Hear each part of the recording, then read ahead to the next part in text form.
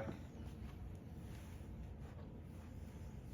Brock, what's your assessment of the defensive struggles while you guys were in LA? I think we went out there with a mindset of how we wanted to keep kind of building off what we had done in our 2 games at home, and didn't live up to what we had talked about in practice and what we executed in practice.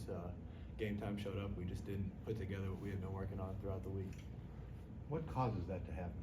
Is there I don't know. I'd just say probably lack of focus, lack of discipline, wanting to. It's kind of a want to on defense. We know we can score, but it's just kind of if we want to play defense and want to win games, we're going to have to kind of lock in on that side of the ball and flip things around. How important is this week for you guys as a team, 2 home games? For sure. Home games haven't been too much of a problem for us. We've kind of came in, locked in. Fans have been good at home, kind of keeping us locked in. We've came out with a lot of energy in most of our games and kind of put our foot down early and played pretty good defense. Locked in, but in gaps, kind of rebounded the ball a little bit better at home. Got to keep that going throughout this week, kind of build on things so that when we get back on the road, we're ready to go and have something to build off here at home. From a leadership perspective, if Peyton can't go, I mean, he's iffy for this game, how much do you have to step up from that perspective? I think that's where it starts. Me and Peyton consider ourselves leaders, and we didn't have our team locked in enough when we went to LA to be ready to lock in on defense and know we were playing 2 good teams. So that's my fault as a point guard, not having guys ready to go, locked in on the defensive end of the ball. Both games, teams got out to hot starts, and that's kind of on our part. We gave up open shots. At this level, you give up open shots; those are almost automatic. So it kind of starts at the top, and that's on us to have our guys ready to go.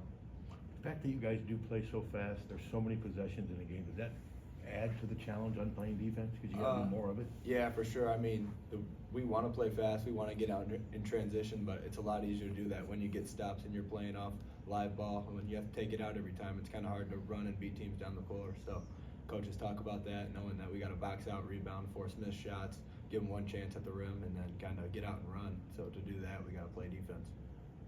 How would you describe what the response you've seen the last couple of days?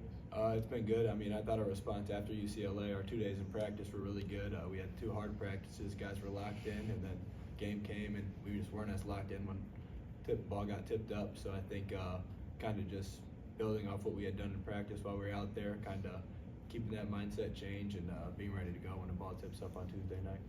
Fran mentioned ball screen coverage being an issue for you guys defensively. What's your assessment of that, and how do you help improve that coverage? I think as guards, we kind of try to fight over screens. Sometimes we hit screens and kind of die down, and that's on us. That keeps our big guy dragged out a little bit too long, and then guys are open at the rim, and that gives open kickouts for threes, and then kind of just all starts on the ball with me and Drew fighting through screens, not making our big guys stay as long. So do you agree with Owen that LeBron's the greatest of all time? 100%, yeah. Who's your number 2? Kobe. Okay. Where's MJ? MJ's 3, but that's just my personal. Oh, no, yeah, I know. Personal stuff. Sure. Was it cool going to the game? Yeah, it was. Seeing LeBron in person was a bucket list thing for me. So being able to see him, that was pretty cool. Amazing.